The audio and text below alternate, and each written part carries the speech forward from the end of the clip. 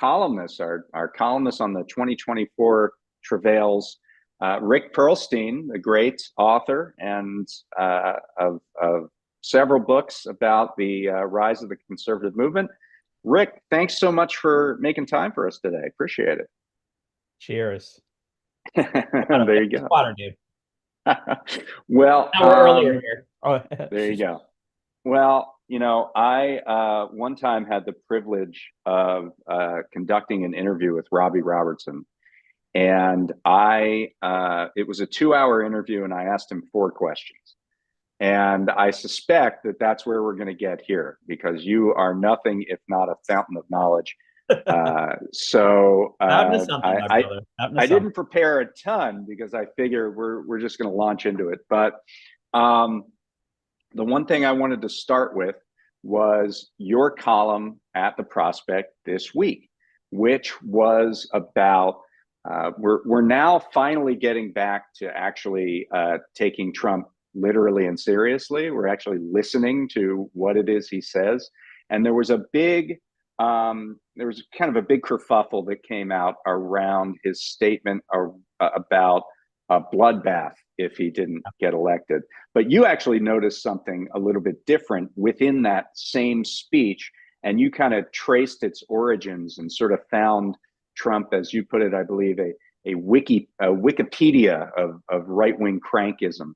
So could you talk about what you heard in that speech and where it sort of comes from? Sure.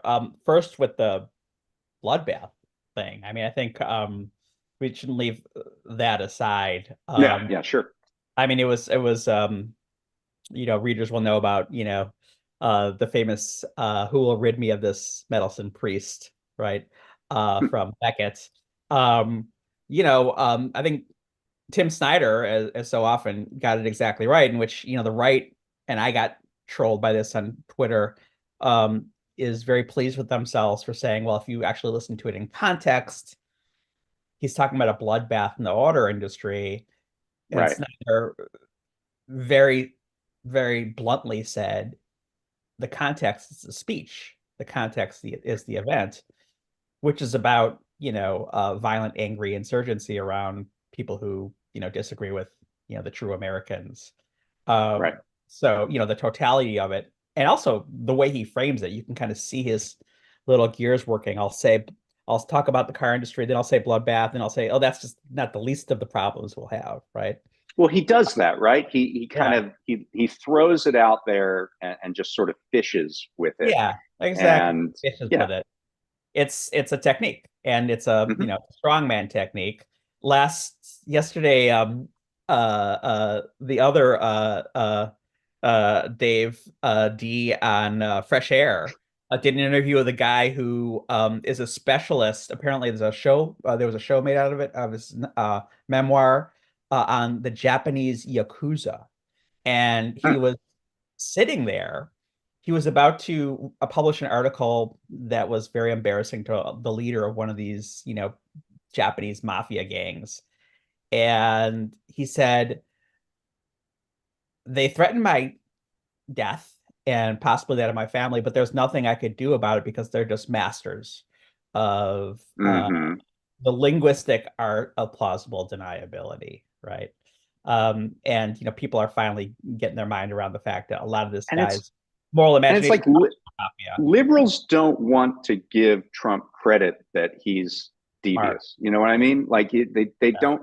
I mean, and you can have sort of intelligence at a sort of sub rosa level, and I think that's what it is with Trump, right? Yeah, yes. Well, that's now we can get into what I said, which is that Yeah. no one ever accused Donald Trump of, being smart, except for, maybe Donald Trump and tens of millions of salivating followers. But, on this one subject, he has an absolute steel trap mind. I think he's an even better archive of America's racist id than, yours truly. I mean, Right. nothing And gets you've been past. steeped in it for like Yes. 15 And years if you kind of or like, comb through his metaphors, comb through his imagery, comb through the words he used, combs through the references he used, you almost have this kind of flypaper that's caught every nasty racist thing that kind of works right? Right. That's sticky, that metaphor, sticky metaphor.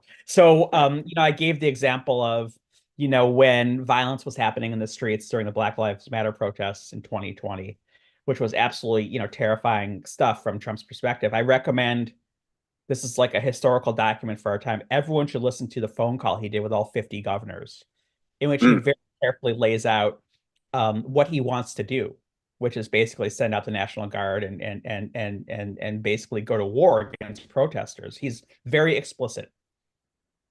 There's not as much And there's indirection. a specific line that he says there, Right. right? So there's a specific line. He said, in the news, he said, when the looting starts, the shooting starts. And this Right. came from, 1967 from the racist police chief of Miami. Right. Uh,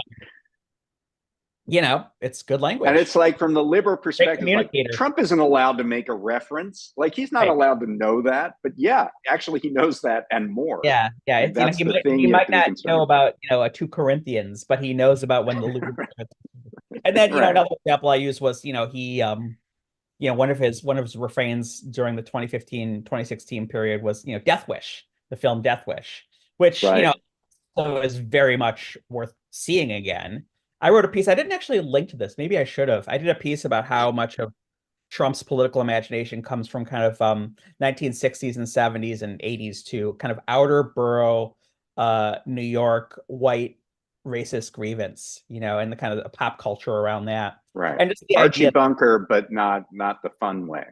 yeah, yeah, like it's Mean Streets, Yeah. I mean, it's not Mean Yeah. Streets, it's Taxi Driver.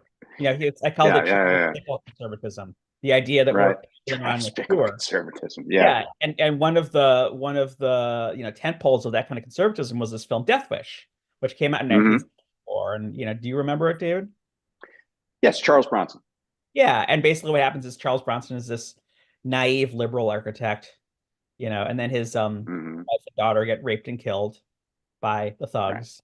And he Charles Bronson literally goes to an old Western ghost town to learn to be a sheriff. Right.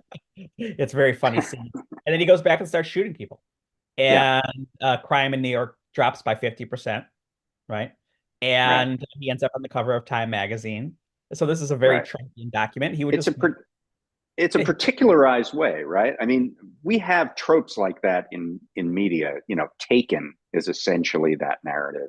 The Liam Neeson films, or Falling Down in the falling down '90s. in the 90s. Uh, Yeah. but there's a particular way in which this, like, that it has a policy impact. Oh, it Like, definitely has a policy yeah, impact. It's like there are like, good guys and there are bad guys, and the bad guys, right, whether get shot with extreme prejudice without trial. Like he also right, say about Joe Bergdahl, you just shoot him on the battlefield. So right, he was a deserter during Afghanistan. So yeah, he would just kind of like put out the chunk of raw flesh, and everyone started chanting "Death Wish, Death Wish, Death Wish." hmm, The hmm, example I used from the most recent speech was this idea, which is now one of his most common refrains, and I would love to see some kind of polling on it, although they never poll the right stuff. Of how many right, people believe that the people coming from Guatemala and Venezuela and all these places, that were ruined by American foreign policy, um, are coming from prisons and mental institutions, right, right? The people who are not even people. And the idea is, just like quote unquote, they are sending their rapists, right? This is act of will on the part of, the potentates in charge of these terrifying places, that they're actually kind of, chartering, buses, trucks, and planes to send their prisoners to us so they don't have to deal with them. That's one of the but like the quote. mental institutions part is new, right? Like the Well, I mean, prisons I don't was their know. I rapists and haven't kind of everything. combed through it, but and he says, yeah, I would do it too. Now you don't have to deal with these guys for the next 50 years, these terrible Right. burdens. So like basically Yeah, he actually calls trial these other countries smart for sending smart. their worst to us, They're smart, and so offloading every them. Yeah, kind of Madonna and child who comes across the Rio Grande is not really you know a human being like you and me seeking the best for themselves. They're right. and they are, it turns out, Tony Montana from the film. Wait, but you got to go from A to B. So how you get there is what's interesting, because you Well, talk so about the this Mariel boat lift, which is so this when thing I that was happened in writing 1980. Reagan Land, which is my book that came out in 2020, and covers the years from 1976 to 1981. So I was born in 1969. You're about the same age as me, right? 73, but yes, Yeah. similar enough. Yeah, you might have been like less aware of this, but everyone my age will remember there was this big news story in 1980 that all these people were coming over from Cuba in rickety boats, and it was called something called the Mariel boatlift. And when I, endeavored to research this for the book, I learned that it's a really fascinating story, and it's a really interesting story about kind of the tragedy of being Jimmy Carter, running for a re-election in 1980. In that, he did this thing that, Obama did, and one of the worst things Biden did was not go back to that policy of kind of opening relations with Cuba, or maybe like kind of tendering up the possibility of open relations with Cuba if Fidel Castro, the dictator, would offer a quid pro quo of, opening up this human rights situation a little bit, which Right. Castro did. He gave Cuban exiles the permission to visit their family in Cuba. And he also released some political prisoners. And this had a very it had a bad unintended consequence for Castro, in that you had these people coming from Miami and saying, "Hey guys, you're not hearing the truth about what Right. America is like."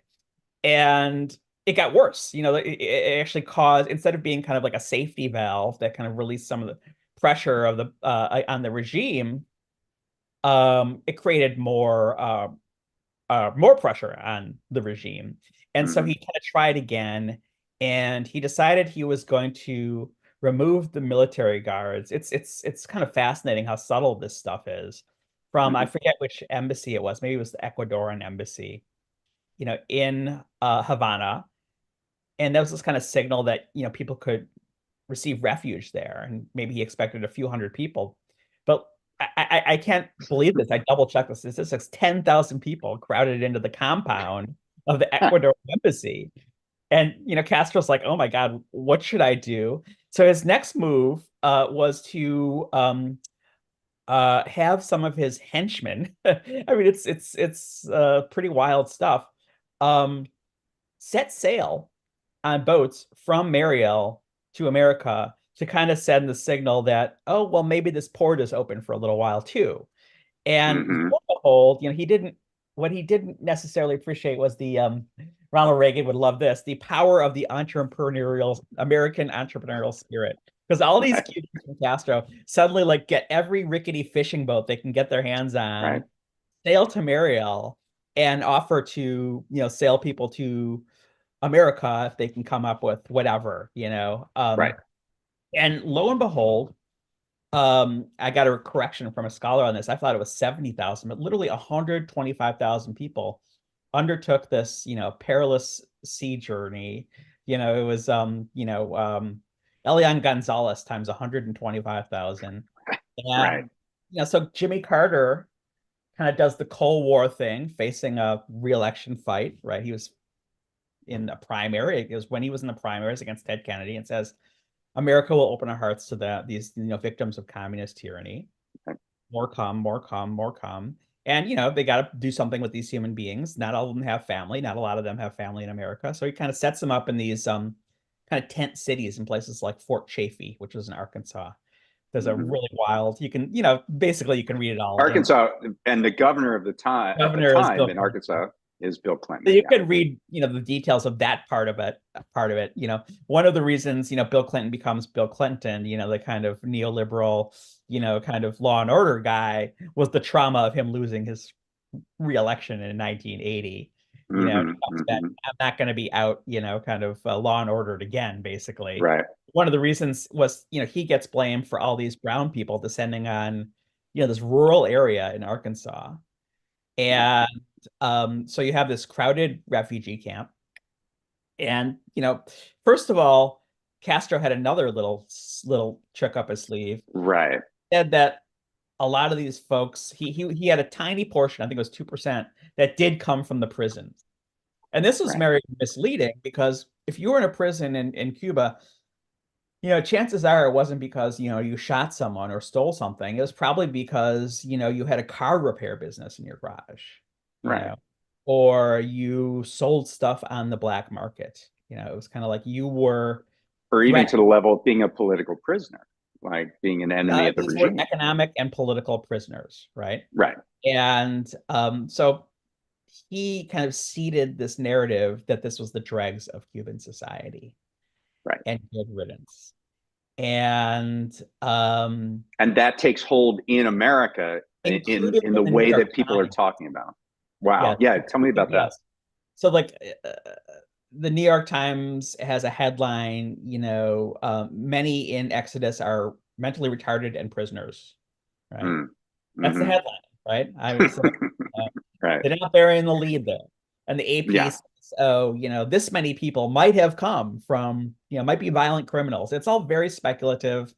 And Yeah. It's very our vague. friends in the center of the Democratic Party decide, they're not going to be, outflanked by the conservatives on this one. And Governor Richard Lamb in Colorado, do you remember him? I don't. He I was did a not remember him when GLC I read it. favorite, actually. Clearly, Okay. that guy didn't ping in your, kind of No, it flypaper. didn't. Uh, It but he didn't. was But basically a kind of a Bill Clinton, Joe Lieberman type. And I he see. said, his language, he sounded like a great replacement, these theorists. He says, none of these people Hmm. are coming to Colorado.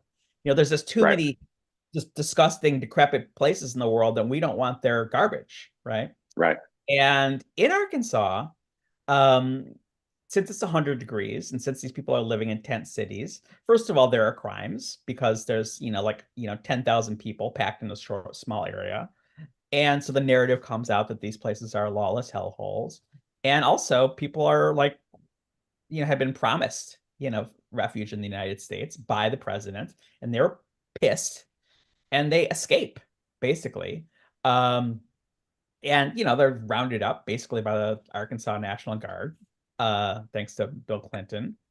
So But the this newspaper you becomes. see in the newspaper picture that shows up over the AP wires is pretty terrifying looking. It looks like this Mhm. marauding brown horde, shirtless men, Right. bearded, you know, So and that's this then becomes kind of the sort of in in the id yes. of a certain kind of conservative mind.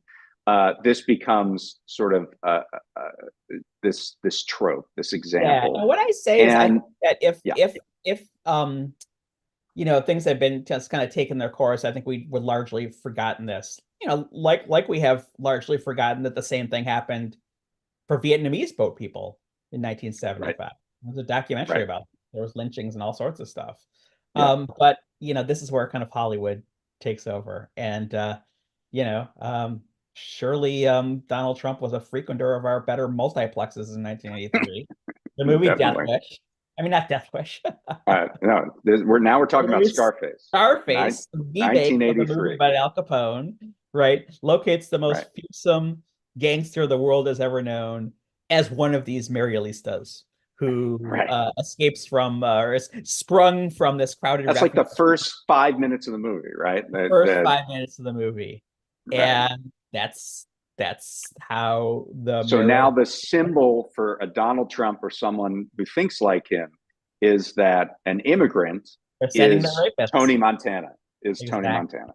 So, Right. if you go to the piece, I say when Donald Trump says, they're emptying out their mental hospitals, and I don't know, maybe he knew enough not to say mentally retarded, Right. and they're emptying out their jails is, Al Pacino as Tony Fontana saying, "Say hello to my little friend," as he Yeah, pulls there you go. Tech Nine. There you go. So there we go. That's Yeah, the story. it's really interesting, and it actually, and I mentioned this to you. It kind of connects to something we're going to be putting out on Monday, Yeah. which is about a long history kind of the Refugee Act of 1980, which Yes. is something once again passed by our good friend James Earl Carter, but not implemented until after the 1980 elections Yeah, tell me and about that. put in place by Ronald Reagan. And and this was not necessarily untrue of immigration policy prior to this, but the refugees that we let in general, were uh, similar to the Marialistas. They were avoiding communist dictatorships that was used as a tool of anti-communism. Those who were oppressed by our side in that great struggle were not allowed in, and that includes much of Central America. There's a great book, actually, that's just come out by Jonathan Blitzer, a New Yorker writer, that largely is about El Salvador. Yeah, it's largely about El Salvador policy. Yeah. And the fact that they were, right-wing allies, essentially, of the Reagan administration meant that those people were not allowed into the country. Yeah. And so the Refugee Act and refugee resettlement more generally has always been tied to who are our allies and who are our enemies. Yeah. And this got somewhat upended to be more of a keep everybody out in 2015. And it was specifically and Trump had something to do with this. This was around the Syrian refugees. So if you remember, in 2015, the Syrian refugees, this is an enemy of ours. There are hundreds of thousands of these people who are fleeing this oppression from Assad. And all of a sudden, it pops up in parts of the country. We don't want to take these people. And it was Democrats and Republicans, by the way, who started to say this. And the flames were fanned by Trump, because this happened right in the middle of his initial election campaign. And so while there still are pockets of the country, Iowa, Maine, that do warmly accept refugees, and while the Biden administration has increased those refugee targets, which were very low in the Trump administration, there is still this latent breaking of a bargain. The Refugee Act, Strom Thurmond was a co-sponsor and co-author of the Refugee Act. This was a fully bipartisan policy. Chuck Grassley has been a stalwart supporter of the Refugee Act since his election in the late 1970s, which you wrote about. But there's now this breaking of this bargain that we will put things aside if refugees, and admittedly, our kind of refugees, the refugees we want to bring in for whatever geopolitical reason, that now it's become more of a blanket discouragement. And that plays into what's happening at the border, where the people coming over are no longer necessarily from Mexico, and they're not even necessarily from the Northern Triangle countries of South America or Central America, but they're coming in from all over the world. Yes, 22 people from the Congo, I point out in the piece. Congo, Actually, here's a very nice China. There is a very nice place, but we don't want the prisoners. Right. So that'll be coming out Monday, and I urge listeners to take a look at that. But I want to talk about things that you're seeing. Let's start with what I think maybe your next column you're going to talk about, which is, your column is called The Infernal Triangle. It looks at all sides, and those sides are authoritarian Republicans, feckless Democrats, and a media that seemingly can't tell the difference and always gets in its own way. So we talked about the authoritarian Republicans. Let's talk about some of those feckless Democrats right now. We had I've been sleeping on the feckless Democrats in the column so far. I know. So maybe this is an opportunity here. So Joe Lieberman passed away this week, right? He died at the age of 82. And Lieberman is at the heart of so many of these debates over the last 20 years. If you're talking about Iraq, if you're talking about the Lewinsky scandal, which he fanned the flames of, but you pinpointed something that he was also at the heart of, and that is the 2000 election, where he was obviously the vice presidential nominee running with Al Gore. And they get into this huge fight in Florida over the recount. And Lieberman is almost a mole inside the Gore campaign during this process. So tell me about that. It's I think that just to deal with the kind of the foundation of the problem, the idea that a Joe Lieberman would be seen as a wise and viable running mate for a Democratic presidential candidate is kind of lunatic on its face. Right. I like to say the Democratic Party is the least partisan political party on earth. What was his glide path, to joining the ticket? It was him going in front of the Senate in 1998, during the trial of Bill Clinton for his consensual sexual activity, and giving this lachrymose speech about how well the Republicans have a point. This is terrible what the president does, and he ought to apologize. Which I remember as a media spectacle, because of course the media was laying in wait for one Democrat to come out and focus their attention on Clinton and break this sort of wall. Yes, there's a couple of things that it's important to remind people of. And this is all from this amazing, amazing essay from Joan Didion that's in her book called Political Fictions or Political Fiction, that the media was absolutely obsessed, like Victorian ladies on their fainting couch, that Bill Clinton had done this terrible thing, placed the nation at risk, and they were anguished, agonized by the fact that the only people who disagreed with this was the vast majority of the American public. Right. Right. I mean, the polls, and you remember what happened in the 1998 last off-year elections. The Democrats defied expectations. They end up winning. Yeah. Yeah. They won, and it was all a backlash against this, school marm nonsense that the Republicans were pulling. And Joan Didion just documents reams and reams of media obsession with this, that Bill Clinton and the Democrats, they were so anguished that the Democrats weren't, almost turning him loose.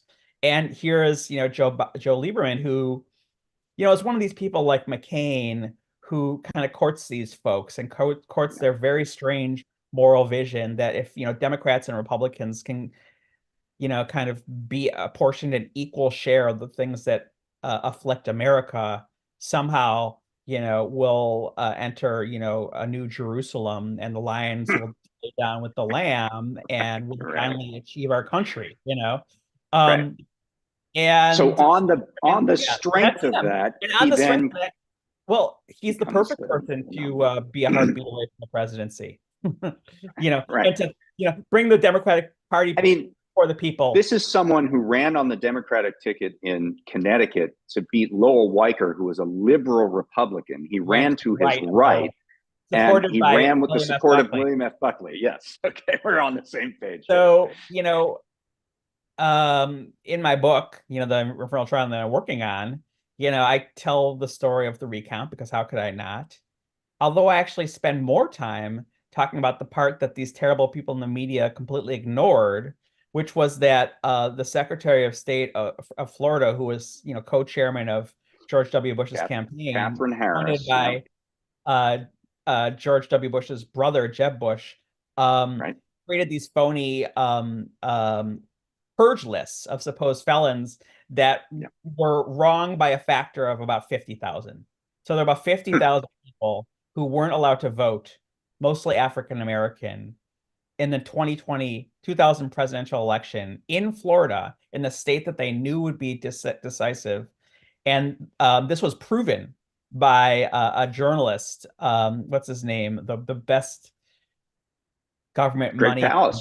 Greg Palast proved this. Greg Palast, very in time for the Electoral College to meet, and it just went kind of nowhere. So I think this is more important than the recount, although the recount was very important too, because the recount's important for the attitudes, like what it shows about Democrats. It reveals Republican authoritarianism, and that they're just basically like, anything we can do to seize state power, we're willing to do. So it's a they one of these fake rallies, the Brooks Brothers riot and all that. Brooks Brothers riots, and it's important to understand about this. There's a really good Leanne Nafak, the wonderful podcaster.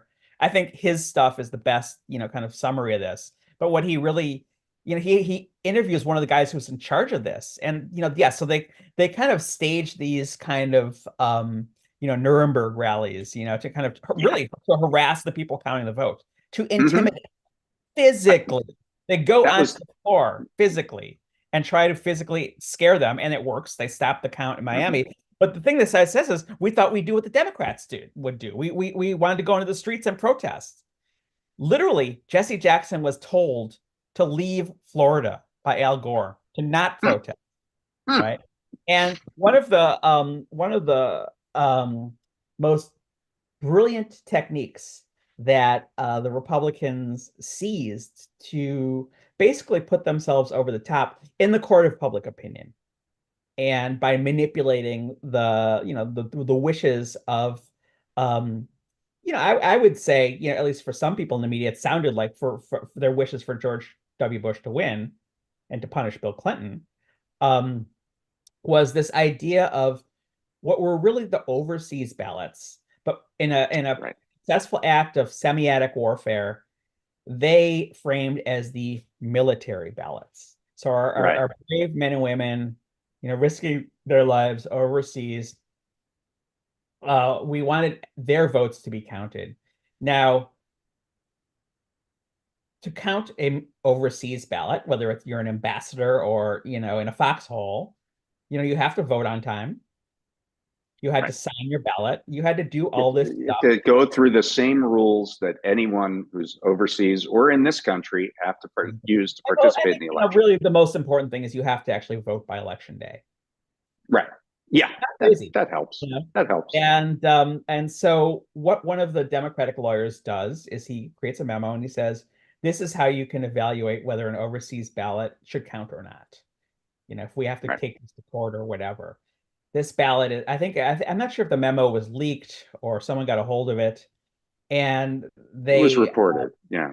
they seeded a narrative. The Republicans seeded a narrative in the public prints that the Democrats had a plan to block military ballots. Right. And the New York Times, to their credit, did a very, very careful analysis of all these military ballots that were counted. Many, many more were counted in Republican parties than Democratic counties. And they actually were able to count how many of them had been received, after. Right. And whether it was that or them not being signed, it was enough to erase, George W. Bush's I lead. mean, we're only talking about 537 votes, right? So yeah, any small number of anything is going to be determinative there. Yes. Cap Buchanan, running with an African American member of the John Birch Society, took enough votes, No, he took thousands, particularly in Palm Beach County, where yeah, the the thing the butterfly butterfly ballot, ballot was at. for Ralph No, Nader. but so Lieberman then, So Lieberman has a so role. Lieberman is, yeah, so he's like asked about this. The guy I who's don't know on if he's asked about it or if he came out. it was on like a Meet the Press interview, one of the Right. Sunday shows. Our And what does he say? So he's asked about these military ballots, and it's framed that way as military ballots. And what does he say? He just repeats the Republican talking points. Of course, the Democrats, are going to be Boy Scouts, and we're going to count every vote. And we are certainly not going to. He basically, says, I could come up with the quotes if you're interested, but No, but he undermines. The he point is that undermines he he undermines. undermines the entire Because position of the and it's not Democratic even lawyers. that. He says, it's perfectly acceptable to err on the side of caution and count a military ballot that's not legitimate. Right.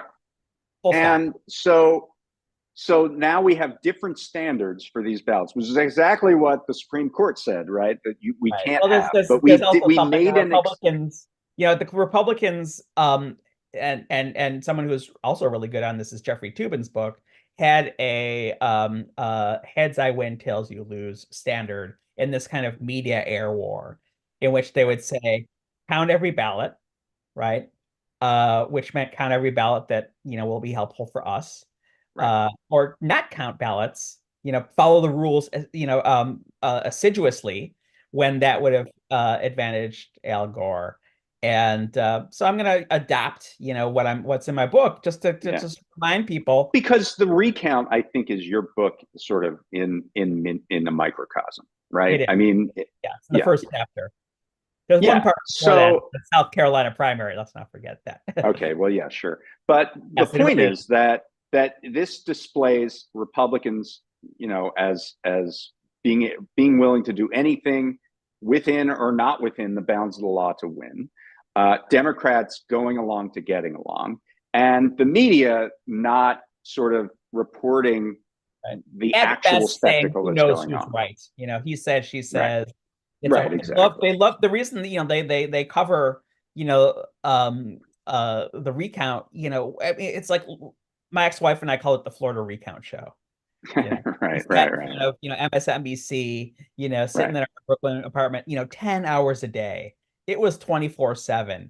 Oh Josh yeah, McCown's blog started as a Florida recount blog, yeah, yeah.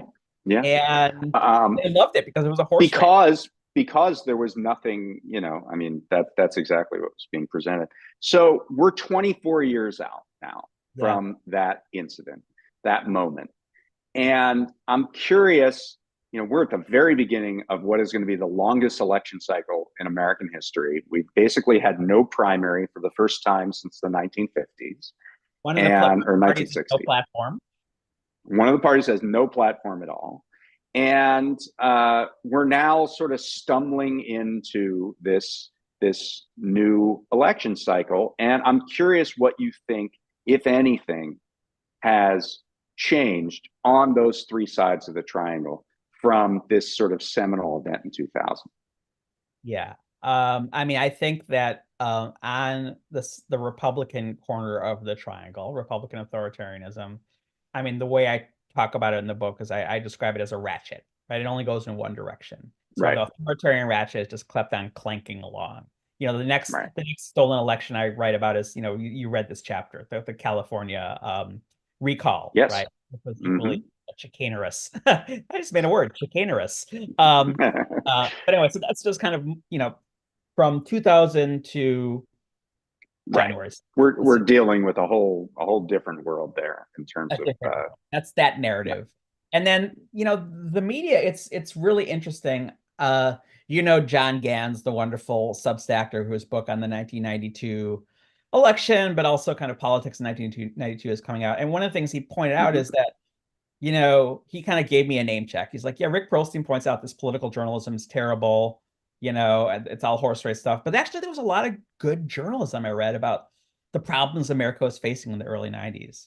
And so, that really kind of fits my sense that that's actually the most hopeless part of the situation.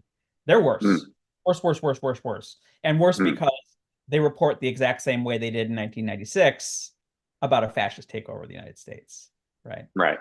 So the And part you're this talking about like political horse race journalism at this point. political horse race journalism, it doesn't Right. horse race doesn't matter if they burn down the track, right? They're not going to talk about the Right. articles trying to burn down the track. They're going to say which Right. horse is ahead in the the straight. Yeah. Yeah. Democratic Party's Okay. better, Mm-hmm. thanks, David Dayen and the 2021 project, thanks to people like Lila Khan, thanks to Oh, Lena Khan. Yeah, I'm Ina sure. Khan, Mm-hmm. thanks to middle out economics, right? Thanks to the CHIPS Act, Mm-hmm. thanks to Mm-hmm. the Anti-Inflation Act, but with these certain tragic flaws. The Democrats are better when it comes to domestic policies, but they still see the world as a global chessboard where violence is perfectly acceptable to achieve American strategic aims. Yeah, we ran So a that's where it piece is. Yeah, just yeah. we ran a piece just this week that speaks to that. It was about Biden's role in the war in Israel and Gaza, and how it spins out from his 50 years of history Right. with Israel. This oft-told story that he tells about meeting Golda Meir in That's a terrible 1973 woman, by the way. in his very first year as a senator, and she's laying out her expectations for the Yom Kippur War. And he says he got really upset, and he's told this story 50 times. Biden. He said he got really upset, and Golda Meir said, "Let's have a photo op." And she looked at him and said, "You look depressed." And he said, "Well, Prime Minister, of course I'm depressed. You just told me that this sounds very hopeless." And she says, "Well, we have a secret weapon we Jews do in the war against the Arabs. We have nowhere else to go." And so that is his frame. That Just is his his Irish mindset. sentimentality, Right. that is that, but that's also his mindset. He said very early on after October 7th that if there wasn't an Israel, Jews would be safe nowhere in the world, which probably came as a shock to American Jews, right? Who thought we were in a kind of an okay Or like, situation. stop terror bombing these people. It's making me unsafe. A lot of Right, us. right. How So much do you yeah, want me I to mean, get into that? I mean, think you talk, when you say that there's this discrepancy between domestic and foreign policy, I think it's bubbling up to the surface right now. yes. And My point. loyal Infernal Triangle Perlsteinologists know that Golda Meyerson was a family friend.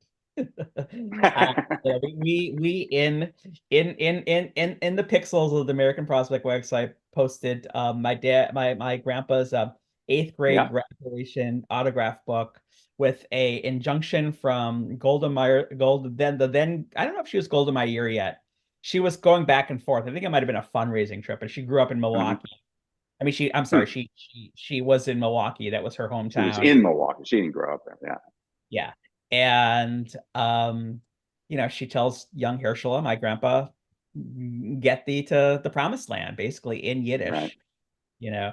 And I mean, I think for younger readers, it's really important to understand, the moral claim that Israel had, was, a time when Jews literally had nowhere to go. I mean, we're talking about refugees. I mean, to bring this full Right. circle, Right. people might or might not know. I mean, it's worth telling this story. This is a better story about than Paul Newman and the Exodus, but this is a true Right. story that the USS St. Louis, a German ship with like 850 Jews on board in, was it 1940, 1941 maybe, basically went from port to port to port trying to find a place to, you Yeah. know, dump these Jews. And off the coast of Miami, literally, they were within sight of land. And Franklin Roosevelt, I don't know if I think it was his anti-Semitic Secretary of State, but Franklin Roosevelt certainly shares responsibility for this. Said if anyone tries to swim off this boat, the Coast Guard's going to pluck them up and arrest them and put them back on, right? Yeah. So I mean, Israel was, a place that people who had nowhere to go would have went. It's Right. like think about the 80% of people in Gaza who And don't and have homes almost a, and will never and have homes. almost Where do they go? alone among current politicians, Joe Biden was alive to see Alive. that happen. Yeah, so this is a very, um, very, very generational thing. And the tragedy of it yeah. is the generationalness of it. The Yeah. tragedy is a generation who sees Israel's moral claim as existential, that Yeah. this state, you'll hear, Dayen and I grew up in a world like this. They point at the map of Israel and say, look how tiny it is and look how it's surrounded. They didn't Right. say, look, this is the state that has a nuclear weapon. This is the Right. state that has a 10 times the military budget. This is a Right. state, that's, breaking, every human rights law, right? They say Right. this is the state that's under existential threat. And if Jews aren't here, they'll have nowhere to go. And, that story was confirmed, in the exodus of Jews from, Arab states that expelled them, right? Yeah. So, I mean, that's kind of, the tragedy of Israel-Palestine, right? Yeah. That, they'll skip the parts about the Old Testament when they said, don't do unto other people what was done unto you, Right. and Right. you have this kind of fascist political culture in Israel, right? You have I soldiers. Are you aware of the Hunters Club? No. No, I'm not. So this is basically kind of like a Proud Boys like kind of meme warfare group Mm-hmm. that has heavy representation in the Israeli Defense funds where they post on social media, I see. patches of soldiers curb stomping, Arabs. And, atrocities happen in all wars, but if an American soldier, films an atrocity or brags about an atrocity on social media, they would be disciplined. In Right. Israel, soldiers do it with impunity. And that's a Right. broken, sick society. Yeah. And but so Biden does Well. not have the mental equipment to, I mean, he's shown a lot of character in changing his views on economics, changing his views on things like criminal justice reform. It's not often that politicians change this. He didn't Yeah. change in his view when he said, in 2000. me and Kamala Harris are a bridge to the next generation of Democrats. He didn't have Right. the moral courage to do that. He didn't have the moral courage to change on this stuff, and it's tragic. Yeah. And I think what's interesting about it is that one of the things that Biden did he gets no credit for. In fact, he gets negative credit for, to the detriment of people who judge him this way, is the pullout in Afghanistan. And Absolutely the pullout in courageous. Afghanistan, it was very courageous, but it was also actually consistent with his foreign policy. He was someone who said he had given up on this war quite a while back, It's hard to and do. he Cross fallacy hard to do and hard to defy the generals. But he and the sees media. himself and the media. But the thing is, he sees himself as extremely knowledgeable about foreign policy in a way that even the military is not. Like, he sees the chessboard. He knows all the people. He always talked about, I've known that guy 40 years. I've known that guy 50 years. He is the one that can see that chessboard from above. Yes, And in Afghanistan, that was a strength. that's a lot like Nick. Yeah, Yes. Oh, very much so.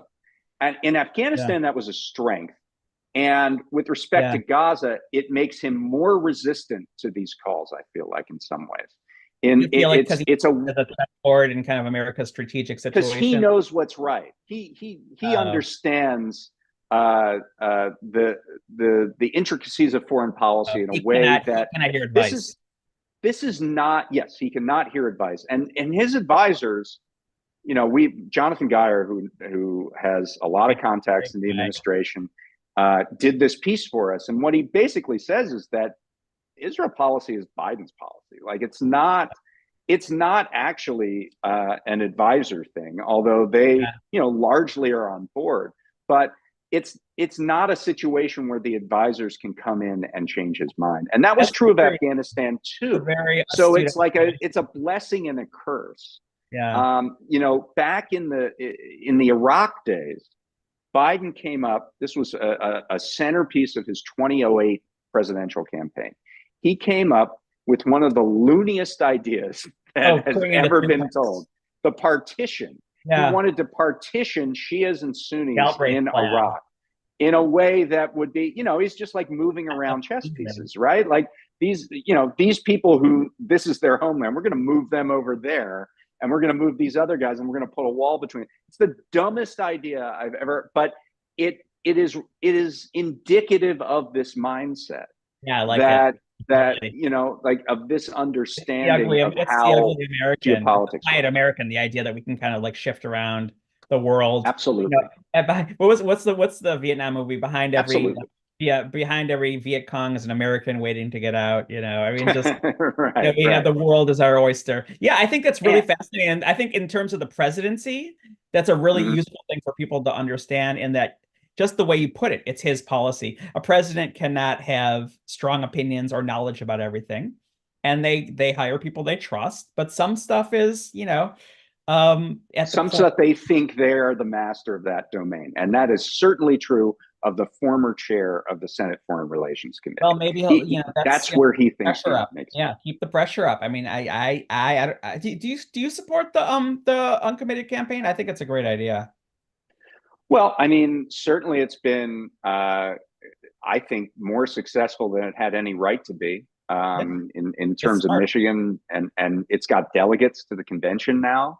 I don't know that, There's a conventions very are small, shadow plays now, but there's not much leverage for this stuff, and especially there isn't. American There foreign isn't. policy And is so protected from democratic control. but making people uncomfortable, which we saw. I mean, yesterday there was a big New York City fundraiser. $25 million was made. It was Biden, Obama, and Clinton on stage at Radio City Music Hall being interviewed by They do a by chorus line. Stephen Colbert, I believe. They do a kick line, the three of them.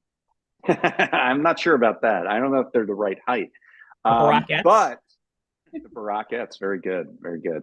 Um, and there were protests inside Radio City. Like, nowhere was safe. Like Fantastic.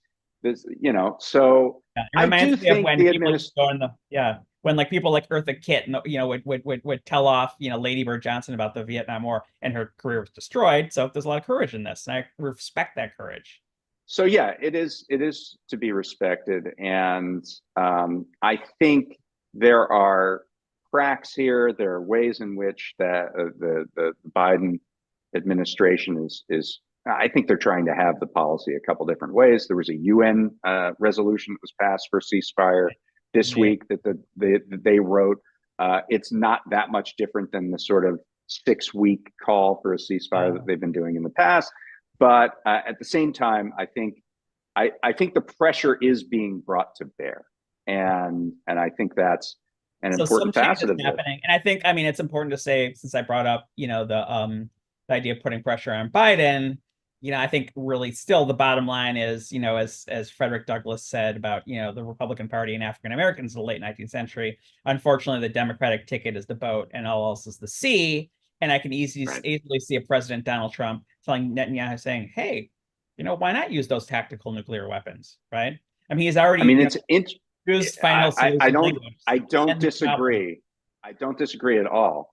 It was interesting this week, like we if we want to step back into Trump's devious mind for one moment, that he made some sort of statement about it's really time to wrap it up in Israel. Yeah, Bibi should wrap it up. and the I mean, problem. this is obviously in contrast to what's happening and in contrast to Biden. There, I there's call it the there's final no solution there's no rhetoric. We got to come there's up no with a world in.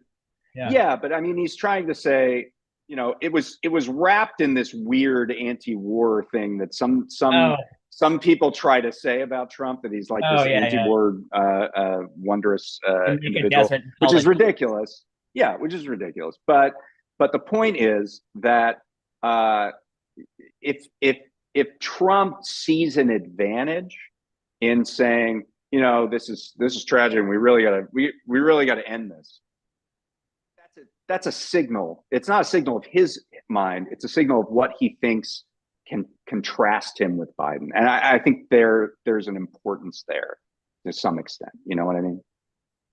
yeah, definitely. Yeah. Yeah. There's a contrast. And Yeah. it's fascism or Oh, well, there's no doubt about that. And, you know, not that we're going to be talking about substance of any kind during the course of this election, but it should be known, and we'll wrap with this because we got about 5 minutes to go, that all the money in the world practically is on the line in this election. The Trump tax cuts, which were passed in 2017 under a particular type of mechanism called budget reconciliation, which made it so that at the end of that 10-year window, they couldn't cost any money. And of course, all the Trump tax cuts did, they're tax cuts. All they do is cost money. And so what they did to try to make them look like they cost less money is they expired all the individual tax cuts in 2025. Now, all the corporate tax cuts go on, and they find some gerrymandered way to offset them or make it look like they're offset, so that there is no spending outside the budget window. But 2025, all those individual tax cuts end. And that means that all of those are on the line in the decision of who is going to run the country after 2024. This is about, if you would extend all of those tax cuts that are going to expire, you'd be talking about $6 trillion, $5 trillion, $6 trillion. It's in that range, right? And so and that's these the are poly crisis. Wow, I did not know that. there are no bigger fiscal stakes in this election than that. And I mean, just to take it back to terrain that you have trod on comfortably, this is going to be a battle of framing, right? To the extent that we have any discussion of this at all, it's Right. going to be about whether taxing the rich or taxing anyone really is the price we pay for a free society, as has been said, or whether we go back to the "it's your money" kind of framing that under which taxes are often Well, portrayed. yes, Democrats will be seen as raising taxes. That was like on Meet the Right. Press when in my book I talk about how Howard Dean said I'm going to repeal the Trump tax cuts, and what's Or his name? the Bush Press tax cuts guy, in that time. Bush tax, Yeah. and the Meet the Press guy said, so Howard Dean's going to come to the American people and say the average middle class family is going to pay $1,000 more in taxes, right? This is And what we're going to hear. yeah, and the funny thing is I haven't read about this in the New York Times, but there is an article today about the owner of Netflix buying a ski mountain that you can only ski on if you buy a property there. And he says, can what's this guy's name? Reed Hoffman? Can Reed Hoffman Reid Hoffman. no, Reed Hoffman's the other guy. He's the LinkedIn guy. No, Anyway, Reid Hoffman is the LinkedIn guy. Oh, is it can Reed, Sarandos? oh, anyway, the question is, Hastings, Reed Hastings. can Reed Hastings disrupt skiing? Yeah, I think if you're essentially untaxed, end you of can disrupt a civilization whole as lot we of it. know it doesn't make it to the front page, but I'm dying to Right. find out, man. I'm dying to find out. You really know. Hopefully, skiing can be disrupted because that's something we've been waiting Well, it is for a being long time. disrupted because my favorite sport is free riding, where people go on backcountries and ski off cliffs, but they've had a Mhm. terrible season because it's all rock and no snow. There you go. Yeah, I mean, I think Mother Nature is what has disrupted skiing, not Reed Hastings and his magical mountain that he bought. Now, there you go again, David. It's the Koch brothers. It's not Mother Nature. It's not morally neutral. Well, that's good point. Good point. All right. Well, we're about wrapped up here. Rick, this was a fascinating conversation. Thank you so much for being here. Rick's column, The Infernal Triangle, you can sign up to get it in your email inbox at prospect.org. And we do it every Wednesday. You can see it on the website as well. I would ask that if you want to check out video of this, we're going to post it at our site this afternoon, so you can check that out. And we're here every Friday, 12:30, and I'm sure we'll want to bring you back, Rick, later One more in the thing, year. Dave. Yeah, So I haven't asked me anything. No one has asked me anything. I mean, I guess I know there haven't there. been. Everyone knows everything. So I hit me guess at so. Infernal Triangle prospect.org, and I will, fashion tips, whether to use hard baits or soft plastics, and I do love the spring wallpaper. fishing. I'll say that the Yeah, I'm at wallpaper the cabin. is bumping. I'm heading out to the lake. If I catch a fish of more than 3 pounds, a largemouth of more than 3 pounds, I will give away a book to the 10th caller. There it is. There it is, people. All right. Well, thank you for being at the weekly roundup, and we'll see you soon. Bye. Planta. Yep. All right, that was fun.